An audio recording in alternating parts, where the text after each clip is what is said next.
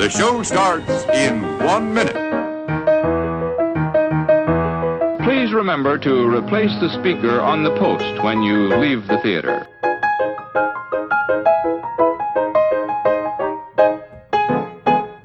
And now, on with the show. Hello and welcome to Saturday Matinee Theatre, brought to you by your friends at the LONGBOX CRUSADE. Now, this time around, we've got something a little special for you. This is our 90th episode. 90. Woo! Anybody else want to woo? Woo. Anyone want to drop it? I can't believe it or anything like that? Can you believe it? There I'm trying to do it like Pat. But. I'm so excited. Nobody doesn't like that. It's our 90th episode, and since this is the 90th episode of Saturday Matinee Theatre, we usually take a break every 10th episode, and we put the regular programming on pause, and we talk about a movie. But don't fret, Robin Hood or Zorro will be back next episode. I think it's a Robin Hood next episode, if I'm not mistaken. But in this episode, we invite you to travel back with us to 1958 as we review I Bury the Living. I am your host, Jarrod, the yard sale artist, and joining me, as always, is my partner, represented by a white pin. It is Pat Sampson, DJ Christatos. How are we feeling today, Christatos? Well, Jarrod, I am actually feeling good. You know, business is picking up for Pat and Dave's Come Down on Them Tacos. Nice. We're having good business wherever we go and all of our other facilities that we decided to come and stake our claim, or I guess put a pin on it, in trying to do, a burial ground that we have going on now. And so if you're interested, it's going to be called Pat and Dave's Come Down and Bury Them. And what it does is we're cheaper than all the other burial sites. Mm-hmm. All you got to do is we make it so cheap for you. We provide you the land. We'll dig a hole, but the rest of it, you got to come on down and bury them yourself. That's how you save the money. Let me guess, like the black pins are where the bodies are and the white pins are buried cocaine. Well, we don't get into sorry. Accusations. I'm not going to say yes or no, but the only thing I'm going to say no on is no heroin. And you thought self-checkout was bad. Yeah, but and you know what? I'm going to save it for later on. So I'm going to save the special we have going on right now for our grand opening of Pat and Dave's Come Down and Bury 'Em. And we'll get to it. Yeah. The Barium Emporium. Yes. You can get tacos and you can get burial plots. These are two, and amongst other things. But anyways, swim caps, swim suits. It's time to introduce some other folks with me, and I have represented by a black. I didn't think this through very well. It's Delvin the Dark Web Williams. Delvin, welcome back to Saturday Matinee Theatre Movie Time. Thanks for having me, Jarrod. I'm in Europe now. I'm safe. Maybe. And finally, it's the map maker himself. It's Jason the Weasel Skull Albrecht. How's life treating you, Jason? Well, like a baby treats a diaper, Jarrod. But other than that, no, in all seriousness, Jarrod, the board has gotten together at, Pat, Delvin, and me, and we're worried about this pin thing. So we decided, I know, we know you're the chairman, but the board voted, and we want to prove that there's no curse, no long box curse. We all want you to put a black pin in Pat's name, Delvin's name, and T-Pain's name. Not my name, just to be clear. What do you have against T-Pain? What do you have against me and Pat? I did ask the wrong leading question, didn't I? I went right to T-Pain. Like, what's wrong? What happened to T-Pain? Well, it's not that I just want to be safe. I'm not going to tempt fate. I look forward to talking about that part of the movie. All right, that's the crew who's here, and you guys know we're doing I Bury the Living from 1958. It's a fun, I think it's a fun and interesting, we'll find out what the fellas think, horror film. And if we're doing horror films, I had to reach out to LONGBOX, friend of the show, the Professor Frenzy Show. We have Professor Frenzy himself joining us here tonight. Welcome to the show, Professor. Thank you very much. Great to see you guys. I knew that I had this on my calendar and I had to put a pin in it. Oh, all right. All right. You thought Yeah. it was the pin. Yeah. Uh-oh. Ouch. So yeah, if you guys want more great, often horror oriented comic, but not always. It's a broad brush comic book show, but they do take a look at a lot of like horror anthology comics and stuff like that. I can't recommend Professor Frenzy Show enough. Oh, thank you. You and Chris do an outstanding job over there. It's a fun show. So we definitely encourage y'all to check it out. Some may say that it's a show. It's a Let show. it roll. Yeah, they got it all over there. You guys. So check out the Professor Frenzy Show. Not right now. Finish this one and then go see what's going on with Professor Frenzy Show. Okay, I got a quick pass around question for everyone. If you had to work at a cemetery, what job would you want? You know, you can work the office, you can work sales, you can work grave digging, you can do the heads, whatever you want. We'll start with our guest, Professor Frenzy. What job would you want at the cemetery? I think I would like to be a professional spell checker on the headstones. Nice. And just draw a little red line underneath the words that are spelled wrong. I like it. Let's go to Delvin. I'm taking a remote job. Work not from going home. anywhere. Work from Europe. Yeah, something that's not going to have me in the cemetery, especially in a horror movie. All right, it's a smart choice. I'll give you that. Pat, what do you got? I think I would take doing the lawn care. I wouldn't want to be digging or anything, but I'd be the guy that would just be, cutting the grass. Okay, cutting the grass, edging, weed eating. I like it. And that leaves Jason. If you had to work at the cemetery, what job would you take? Well, I noticed nobody took the grave digger, and I'm gonna join on that. I think that's the last job I want to. That seems like a hard job. Of course, they probably use a backhoe, so that would probably be kind of fun. Think about it. I think that through a little more. I'm going to stick with. I'd like to be the night watchman. Like I always worked the graveyard shift, no pun intended, when I was in the military. So I like working at night. It's quiet. Nobody gonna mess with you. I get a lot of reading, listen to a lot of podcasts and stuff. Yeah, as long as it doesn't venture into horror film territory, you're going to have a real easy. Occasionally, have to run off some teenagers that decided to. Yeah, exactly. That's what I'm thinking. My job would entail. But you're right. Delvin's right. Once it gets into horror movie territory, I'm not going to be real loyal to this job. Let's just put it that way. Makes sense. All right, with that, let's find out what the show is all about, and I need Pat for that. Oh, well, Jarrod, I'm glad you asked. Saturday Matinee Theatre is a retro review, sometimes index show, brought to you by the LONGBOX CRUSADE, where we will be taking you back to the past with some potentially overlooked retro awesomeness in the realm of television, movie serials, or films. Basically, if it's vintage and it's kind of forgotten, we're going to dig it up. And digging it up on this episode, we definitely will do. But for this time around, we are going to look at 1958's I Bury the Living. So don't forget to keep them pins separated.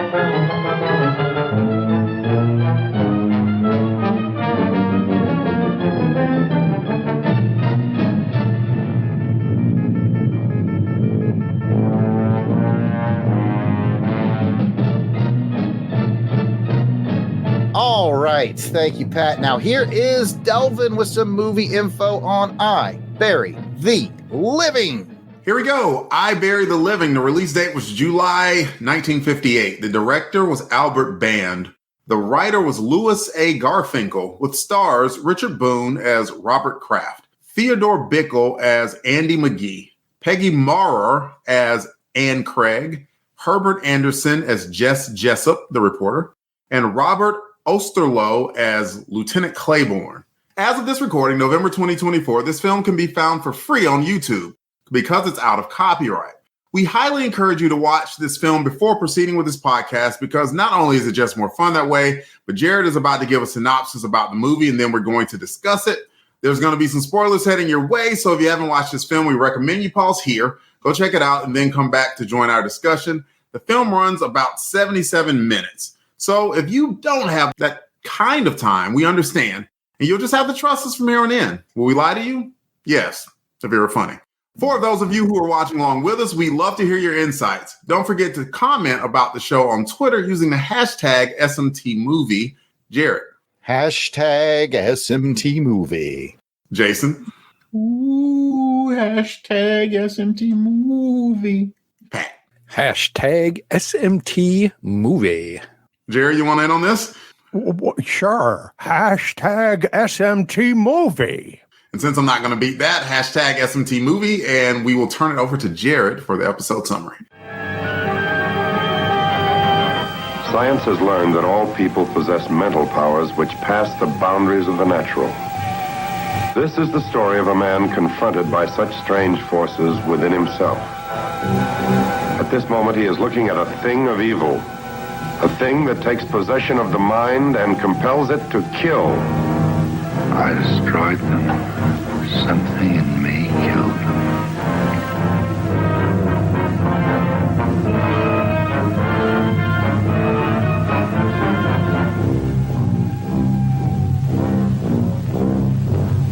Seven pins went in. And the 7 people died, not 1, 7. Who put in those pins? You did, all 7. Maps and pins can't kill alone. The power of a human brain has to be behind them.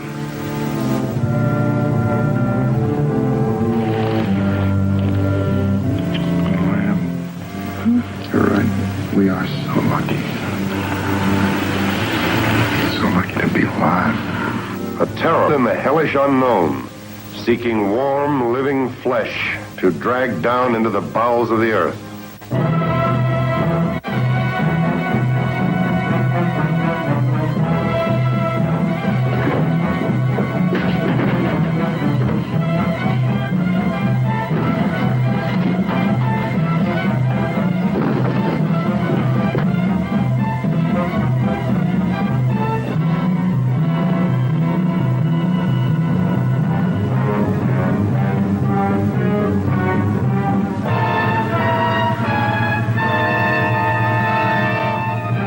Robert Kraft is a successful businessman who reluctantly takes his turn on a civic duty, chairman of the city cemetery.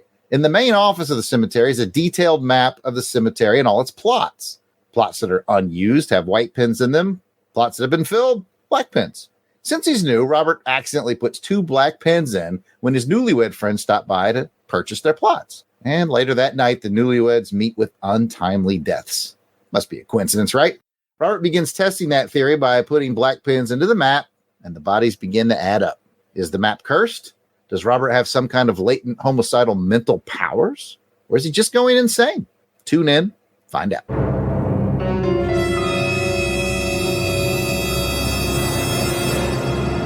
All right, we are going to do our 2 rounds of highs, lows, and what the. So be thinking, what's your high?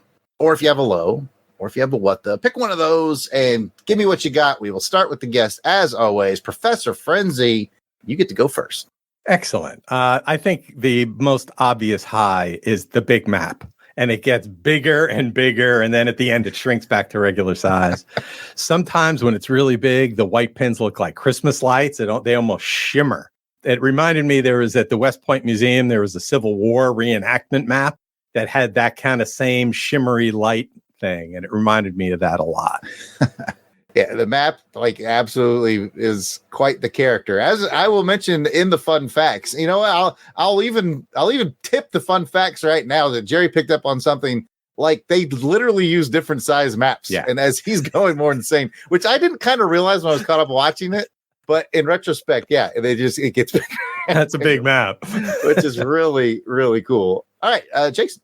This is a what the, and I'm going to say that I watched this on Tubi, and I wish I could have rewinded it, because I wanted to go back and look. we sure he put black pins in for that young couple, or was it white? Because I thought he put white pins in there, and they turned black. Jerry, you look like that was confusing. I agree with you. I think that there may have been some mix up with the pins. So I guess where I'm going at, like, this whole thing was a what the to me. I'm too dumb. I couldn't figure it out because I thought the little Scottish guy was messing with him. Like, so did he take the white pins out and put black pins in to make him think? Because Robert Kraft is a successful businessman. He's like the chairman. This is his job. And basically it's like, it's pretty hard to mess up. Like, white pin good, black pin dead. Right. So like, I could have sworn maybe I mixed it up, but I thought he put white pins in when that young couple died. And then I thought he put the black pins in and took out the white. Yeah, because he wasn't really thinking about it. He was new. And his mind was thinking about other work or whatever. So he's like, put them in, pulls them out. And what did they die of? How did they die? Did they ever say, like, those young kids? I don't. Car accident, I think. Car accident? A highway accident, he said. Yeah. Okay. I guess I was assuming that, but then they, it's like, oh, they all died of natural causes. I don't know. I was really confused. I guess that's my what the and kind of a low, but maybe the low is just for me. I just was like, I'm not sure what's going on here. Well, you're not supposed to know what's going on. That's why it's a thriller. Well, I mean, even the explanation at the end, it's like, and then who was the guy that was in France that they wanted to put a pin in? No, that was a rouge. I got it was a rouge, but like, for what purpose? To rouge them. to make Andy think that he thinks it's working. Mm-hmm. Okay. I feel smart. I'm not the one that got duped on this one. Oh no, I was duped. I was duped all the way in. I thought, honestly, when I saw this movie, I saw Richard Boone and I saw I Bury the Living. I thought it was going to be a Western gunfighting thing. He was famous for that genre.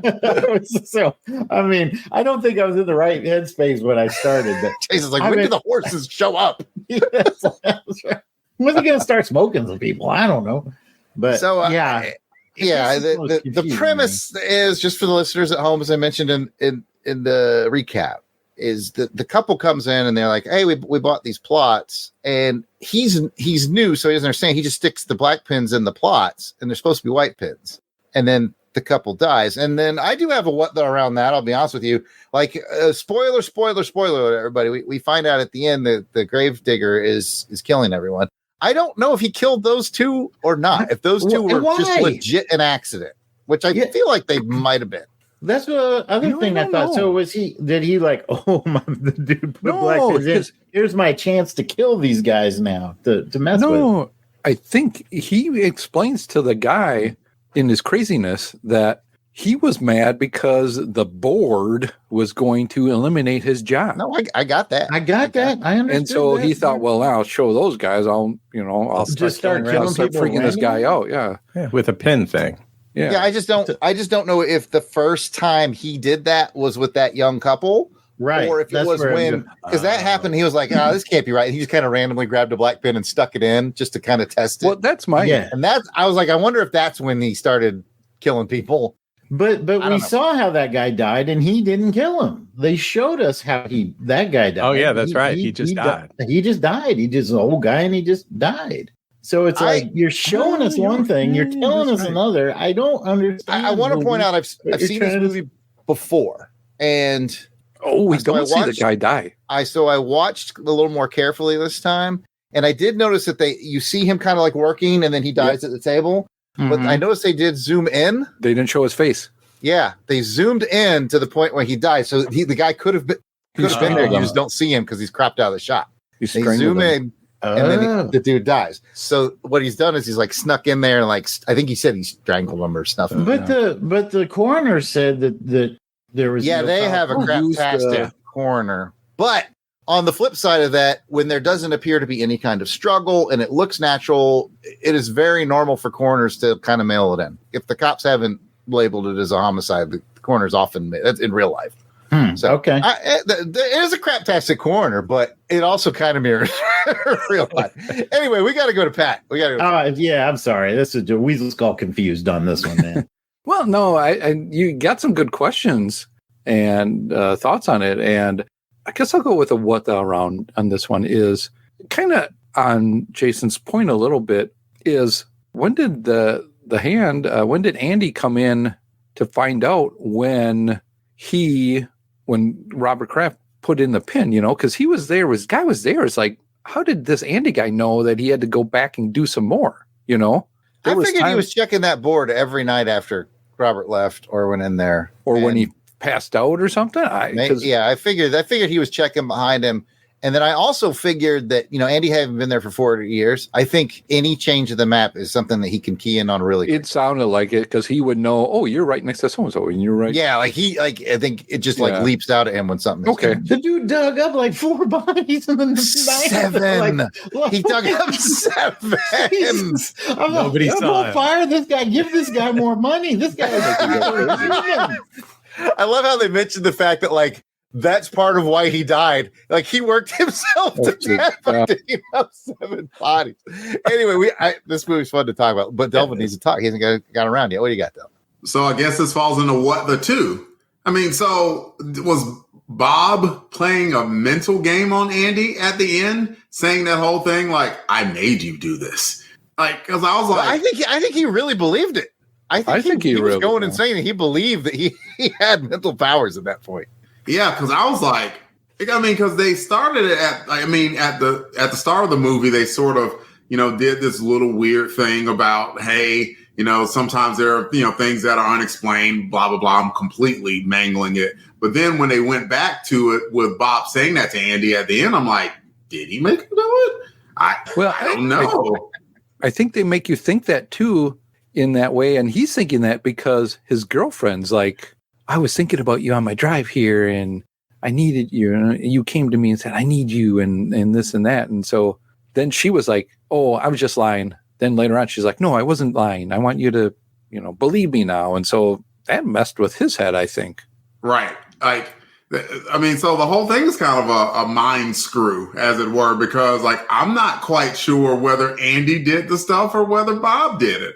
Or not, because you could explain it by saying, well, in Bob's mania, he may have believed that he did it. But what if he was crazy and he did make someone do it? Right? Both of them, it doesn't have to be mutually exclusive. That's true. It's very Twilight Zone-y, and that if you want to think of it as Bob using some sort of mental control powers, it fits. It does fit. Speaking of things that fit in, Professor Frenzy. It's round 2. What you got, bud?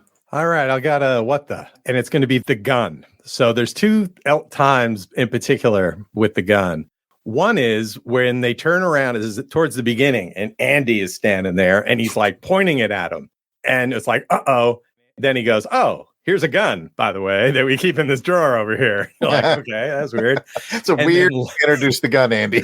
Yeah, Andy Chekhov.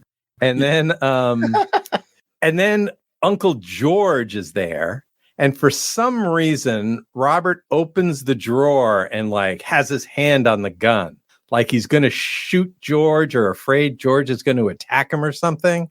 And I was like, that's a lot, That was a big jump to shoot your uncle, isn't it? Yeah. Yeah, I thought it was a lot too, but I interpreted it as this is where Andy's starting to not, he can't trust reality much. Yeah, that's what I was. But it's still a lot. It's a little much.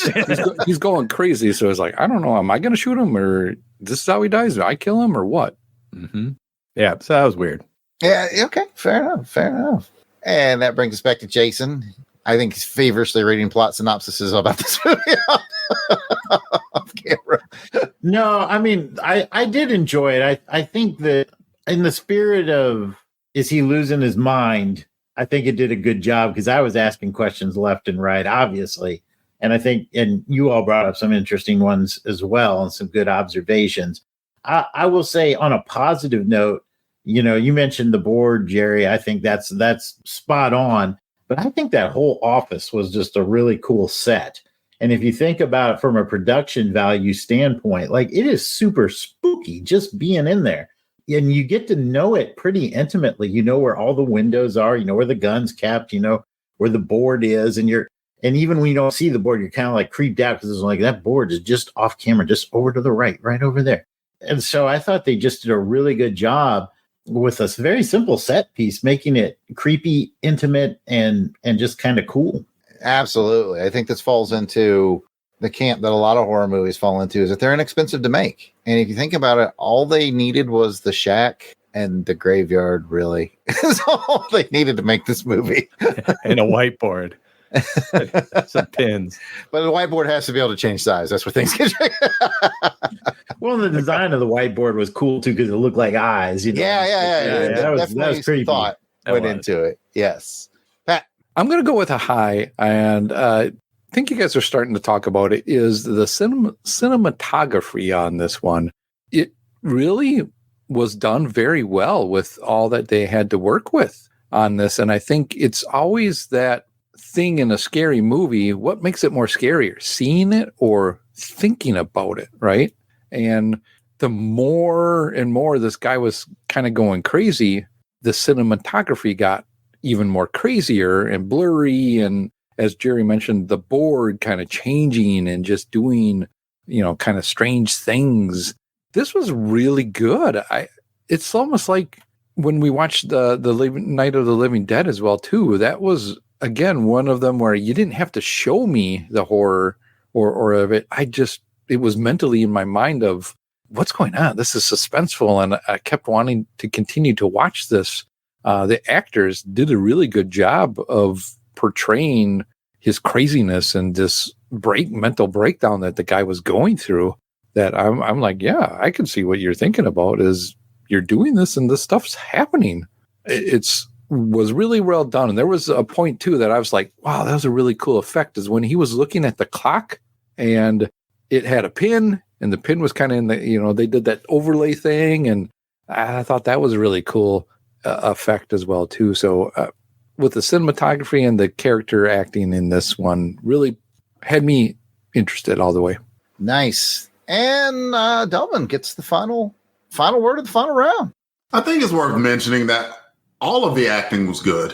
Like, there was no phone in. You see some movies where some folks are phoning in. Like, for instance, this past weekend, I watched the movie Idiocracy, and Luke Wilson was in that movie. And like, I joked that it's like, he was in a coma for a lot of that movie. And I'm not talking about like the plot device. Like, he just phoned it in the entire time. Like, oh my God. Like, wow, dude, like how much did they pay you? I digress. This movie, like however much they were paid, all of them acted well. It's worth mentioning that for Anne Craig, or Peggy Moore as Anne Craig, she was a knockout. She was beautiful. Yeah. And the reporter, I thought the reporter was believable. I thought the uncles were believable, or the uncle, or like everybody that kept pushing Bob to get, to stay there at the gravesite, but to perform that civic duty.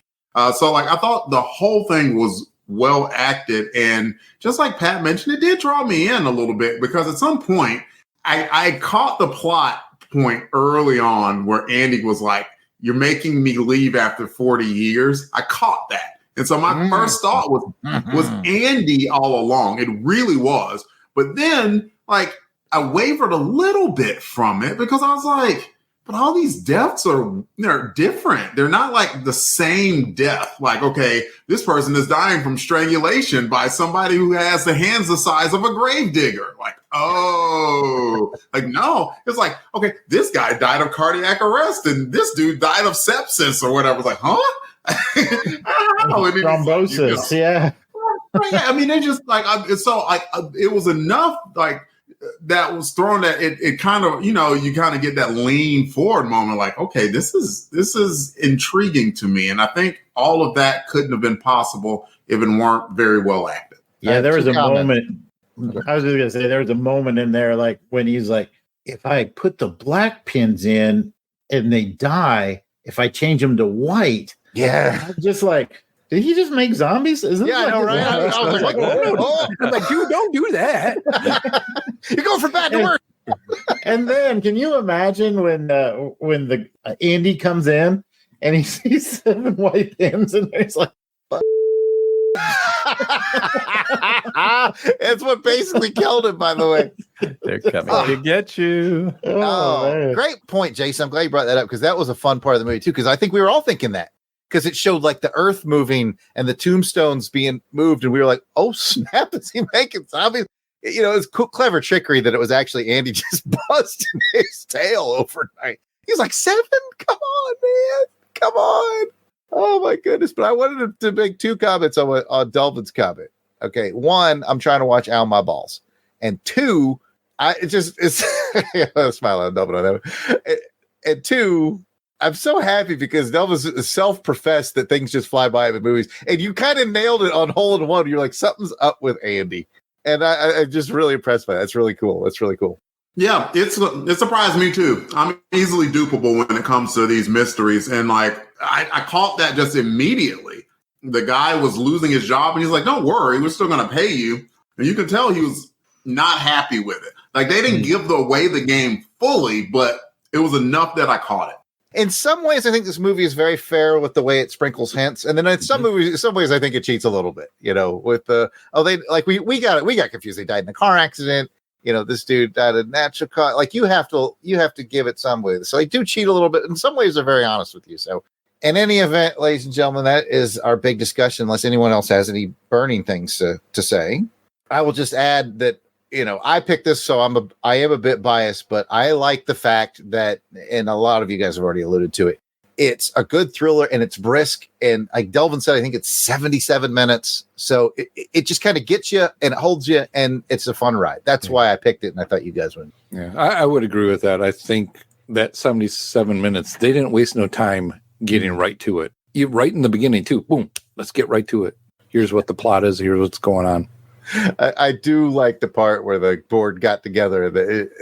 I think Jason mentioned earlier. It might have been pre-recording. I don't remember, but the board got together. Like, all right, put black pins in all ours. We'll show you. You're not okay. So I'm like, why don't you just pick like the oldest guy who hasn't died yet? You know, and put a pin in his or something. It kind of. I once heard it. I don't know if this is an urban legend or a true story. I can't remember, but it was pitched to me as a true story. I heard a story about this guy who woke up one morning and he stared at his alarm clock and it froze. And he thought he had the ability to stop machines. So he went out to a train track and got run over by a train trying to stop it with his mind, which is a kind of fun, but sad and tragic if it's true. It felt like that moment to me. I was like, well, pace yourselves. Why would you put all 3 of you are going to put Yeah, after a fashion, it almost got ridiculous. Like I got it the first time. It's like, okay, clearly this was a mistake. I'm just going to try it again. And then someone else passed. And then like, when it got to the point where like, you know, his uncles and all of them were like, okay, no, we are going to make you go back there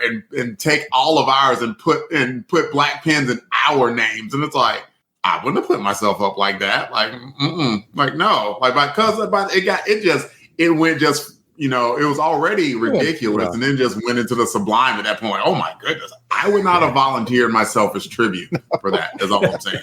I like. Oh, go ahead. I like the way the detective did it though, right? He came in and his plan was, you know, we're going to dupe this guy, but I was duped by going, oh, they picked somebody who's overseas or whatever. Let's see if this is actually going to happen. Like, is it going to happen? Is the guy going to die? Yeah. That really got me because I think that's the point I was pulled into this story when I got duped by the detective. Yeah, they lied, said the dude died. And that was all basically to keep Robert, because as I said, I've watched this twice now, so I kind of have a better understanding. I was like, wait, why did he do that again?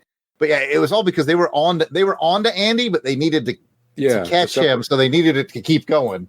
So it reminds me of that Simpsons episode. I think it was one of the Halloween ones where Willie, the groundskeeper Willie guy, he kept getting scared and everything, and then it was a setup, you know, a setup to catch, you know, some crooks or something, and they said, it was all this thing, we were all in on it. And Willie goes, Willie wasn't. That's how I felt like Richard. Poor Robert. Thought, oh man, Robert Kraft wasn't. Yeah, that was pretty cruel. This guy was about ready to smoke himself at one point, man. I was like, this is dark. It was. I really need to get fun facts, but I did also like the fact that like he could never get that dang heater to work, so he started burning stuff. And I was like, I even looked at Johanna, I was like, wait, isn't the smoke gonna take him out? And they addressed that. Like he was like, oh my God, I burnt. The guy's so crazy. He's starting to fire. I'm like, dude, you just locked up all the windows and all that. Like you didn't think this through, Robert. And then I thought to myself, was he trying to kill himself by suffocating? I was wondering that too. Yeah. I think he was just off the deep end, just stopped caring about a lot of things. But yeah, anyway, if nothing else, it generated a great discussion. And with that, I will get into the fun facts. Fun fact number 1. Stephen King says he was thinking about this film when he wrote his short story Obits, about a young writer who discovers he can kill people by writing an obituary about them. The short story is in King's Bazaar of Bad Dreams collection, and he references the film in the foreword to the short story.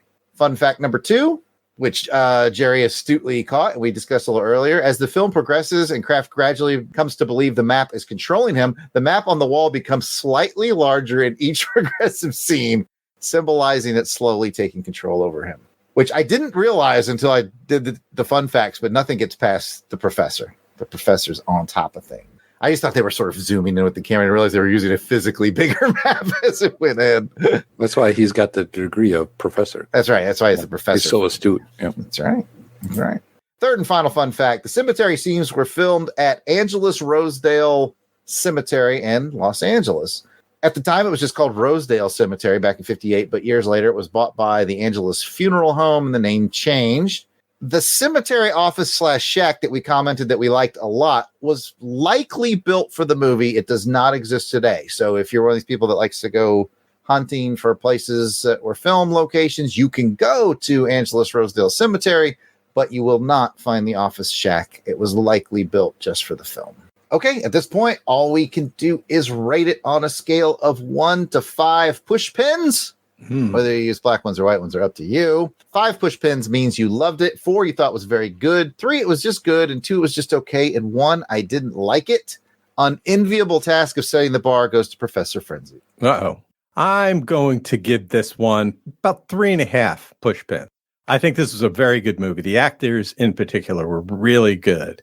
I think the script has a little bit of filler and is a little confusing in some parts. You know, like the secrecy that keeps the thriller running is a little unfair to the viewers. You mentioned before, like the whole Paris thing and the fact that they were lying to him, and which almost drove him to kill himself, which was part of the plan, I guess. Great plan. But the film did draw me in, definitely. And it did a lot with a couple of pins and a map. So almost nothing. So this definitely was swinging above its weight. Hey, Delvin looks like he has something to say. Point of order. Yeah, point of order. We don't do halvesies. All right. I'll give it 3. Okay, so going down to the 3. Okay, setting the bar at 3. What I love about that is that the professor gave some good reasoning and all that, but all of our super regular listeners were waiting that entire time for us to interrupt him and tell him No. Some people were like, wait, are they going to let him get away with this? Nope. So, okay, he says 3.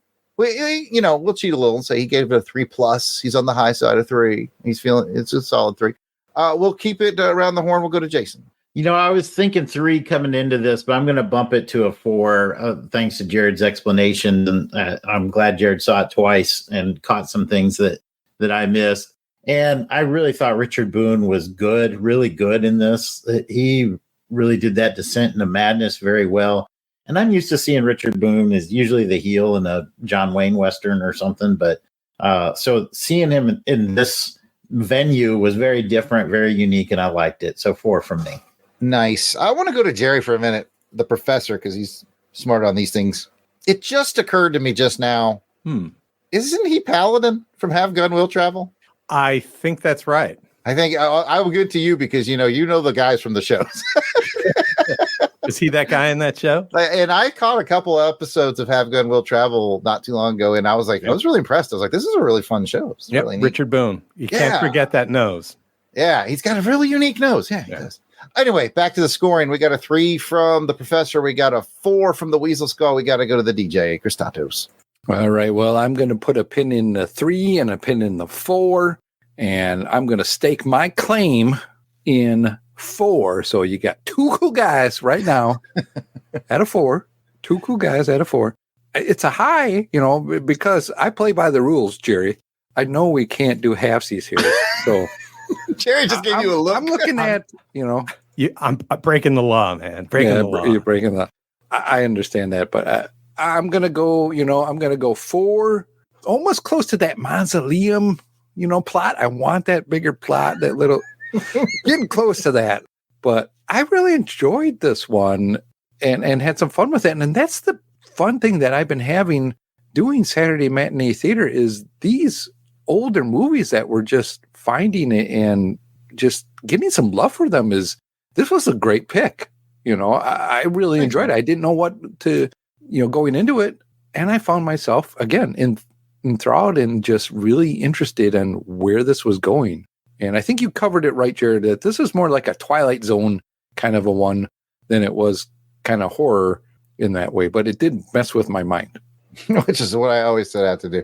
I appreciate that, Pat. And we're going to get Delvin's score, but I just wanted to say that I went through a lot of consternation picking this one for my movie with you guys because I was like, I want to do them right. I want it to be engaging, and I want it to be short. And I thought, well, I Buried the Living is short, and I think it's pretty engaging. So that is why I picked it, Pat. So, but man, I looked at a lot of different movies before I landed on that one because you guys are a tough crowd. Speaking of tough crowds, the dark web, you get to weigh in with your 1 through 5. I'm glad that we bullied Jerry into not going 3.5 because I was about the same way. Like I honestly am about that same level when it comes to this movie. It kept me intrigued. I thought the action was good. We got to see Bob's descent into madness where he started out as this very handsome, debonair department store manager, owner. And he just descended into, he just looked horrible and haggard. So that was well done. I think the ending just confused me enough that it brings it down to a 3. Like sometimes, they have that intriguing ending where you're like, oh, I wonder what happened. Like, oh, that's it. This one was kind of I think it needed a more definitive one. Yes, Andy did it, but did he do it? I don't know. So it left me confused enough that it'll quote unquote drag it down to a 3, but I still thought very highly of it. I mean, it was not a hard 70 minutes to watch. Not at all. Yeah. I think, not to interrupt here, but did he go back for his jacket or did he just leave it and buy a new one at his store? Good question. I think he just left it. I think he did leave it.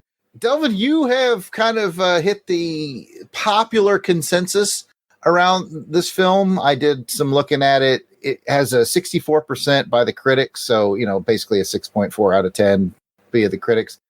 Viewers only like it at a 4.8 out of 10. And the most common complaint is people were too confused by the ending. And I get it. I had to watch it twice. I saw it once before and I remembered liking it. And then, of course, I rewatched it for the show. So I do get it. I do quite get it. I'm looking at this one guy's Rotten Tomatoes 1-sentence review right now, and it says, dismally ends with a whimper instead of a fright. And fair. I think it's fair, but I kind of knew that going into it, but I did pick it for the other thing you said, Delvin. So it's working the way I wanted it to, is I wanted it to at least grip you and be brief, have a fun ride, but not hang around too long. All right. So we got 2 cool guys at a 4. We got Professor Frenzy and Delvin at a 7 out of 10. Wink. Jump level. And of course, I'm going to give a 5 because I brought it, and that's how these things work. So with that, it is time to get into the feedback portion of the show where we give special shout outs to Crusaders Club members. These are the fine folks who've joined the Crusade. They enjoy early access to special long box episodes. They get to vote on show programming and all kinds of cool stuff. These are the folks reaping the benefits and giving some much appreciated support to the show. Alan W. Wright. Angelica Wolf. Auburn Elvis. Bill Beer. Billy D. Bradley Dello. Braxton Underwood. Carrie. Clinton Robinson. Captain Entropy. Clark Westfield. Dave Collins. Eric Hodges. Eric Porter. Ezra Gallo. Gary V. Gene Hendricks. George Meal. Gerald Green. Hey, It's a show. Heinz K. Jason Keene. Jason Lady. Jeff Polier. Jeremy L. Jim Drummond. I hope you like the Drummond too. Jim Meal. Joe Man Conan. Joe Thomas. John Watson. Josh Strickland. Candace Ward. Kathy Bright. Matt and Lizzie Passo. Mark Ross. Maxwell Traver. Michael Minton. Miranda W. P to the D to the Devons. Paul Hicks. Rick from Jeff and Rick Present. Ronald Easterday. Rob Morgan. Samantha Maney. Sean Urbanski. Spidey 67. Spreadsheet. Steve Cronin. Tim Price. Tony Pennington. And Toronto Cop. If we miss anyone on the list, we apologize. Keep in mind, we record these episodes well in advance of release. If you're a recent edition, we'll add you soon, but no worries. Let us know we missed you by sending an email to contact@longboxcrusade.com and we will straighten it out. If you're asking yourself, how do I become a Crusaders Club member? It's a cool club. Patreon.com/longboxcrusade for as little as $1 a month. If you don't have any extra scratch laying around, but you want to help us out here, man, just write us a review, make a comment, subscribe to us over on YouTube. We're Longbox Crusade over there. So comments, keeping the conversation going, all that stuff is awesome, and we'd really appreciate it. You can call and leave us a voicemail, by the way, if you want to hear your voice on the show. We love playing voicemails. You can leave us a message at 707-532-5269. That's 707-532-LBOX. Pick up the phone. Put a pin in it. And travel back to me in your mind, if you will, to January 21st of 2023. And that's when our last movie episode came out. And it was hosted by none other than Delvin the Dark Web Williams. And he brought us 1972's Superfly. And we got a couple of good comments on that. Since it's Delvin's, we'll let Delvin read the first one. First comment was The Hammer Strikes. I haven't heard from him in a while, so I'm glad that he commented. And random geeky stuff, by the way. He says they made a biography of Jimmy Snuka, to which Jarrod said, yes. Thought you'd like that one, so I had a wrestling reference in it. I got it. Because his nickname, Delvin, was Superfly. I got it. Oh, okay. Yeah. Pat, we'll give you an easy one. What's the next one? I'll take the next one from Angelica Fetty Wolf. Oh, instead of owl, she says, yes. Indeed. Jason on Jason action. All right. Get some Jason on Jason action. Here, Jason Lady says, great theme song. And I think we all agree. Mm-hmm. Yes, it was really good. That whole soundtrack. Soundtrack was great. Yeah. Great. Mm-hmm. I think that was like a fun fact. Like the soundtrack did as much business as the movie. I think it did more. It made more money than the movie. Yeah. Yeah. Fantastic soundtrack. I will pass it to the professor for the next comment. Deborah Smith. Enjoy. We all love the Dame Deborah Smith. She knew she'd given us something nice. Didn't she recommend it to you? She recommended this, I think, right? She did recommend it. Yep. So it was the special Deborah Smith episode. And you know what? Here's a secret. They're all special Deborah Smith episodes. And our final comment is from Raymond Newland, who said, that's all we need. A fly that has escaped from the bottle city of Kandor. Superfly. I get it. Superfly. Oh, I get it. Like the wrestler. Oh, wait. I think that's my cue. That's it for this episode of Saturday Matinee Theater. If you'd like to hear more from us in the realm of comic books, action films, and more, check out the Longbox Crusade. Pat, where can they find that? Well, Jason, I am glad you asked. You can find the Longbox Crusade on X, Facebook, Instagram, YouTube, pretty much all of those podcatchers that are out there. Just dial it in to Longbox Crusade and you will find us. Or just go to the website www.longboxcrusade.com and you can get access to everything there as well. And if you want to leave us a voicemail, just leave us a voicemail at 707-532-5269. That number again is 707-532-LBOX. Pick up the phone. Thank you. Thanks, Pat. And if you want to hear us on our track through all things James Bond, you can check out On Her Majesty's Secret podcast. Jarrod, where can they find that? They can find the boon of our 007 discussions on most podcatchers or at www.secretpodcast.podbean.com. And we are also on X at OHMSPod. All right. And if you'd like to chat with us online, we can be found at Pat. Go ahead and kick us off. Well, Jason, I'm glad you asked. You can find me on the Twitter at Christatos01. And don't forget, if you're listening to this episode right now, you want to get in on a nice piece of land for you. We're going to give it half off at Pat and Dave's. Come down and bury them. Burial plots. Yep. Yeah, they're only 3 feet deep, though, if you get the half off. Come on down and bury them yourselves.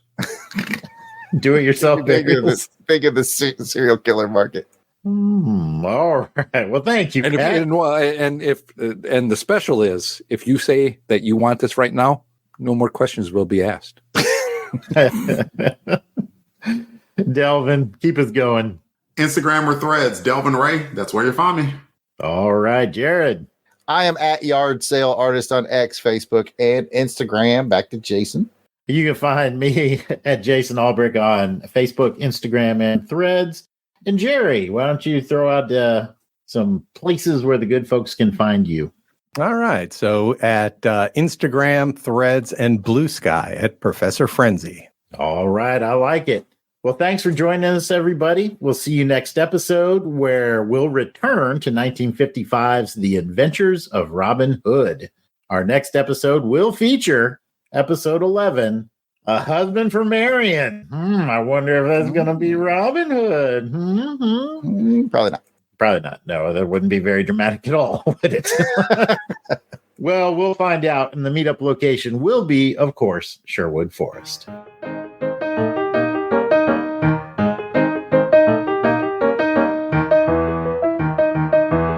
Please remember to replace the speaker on the post when you leave the theater.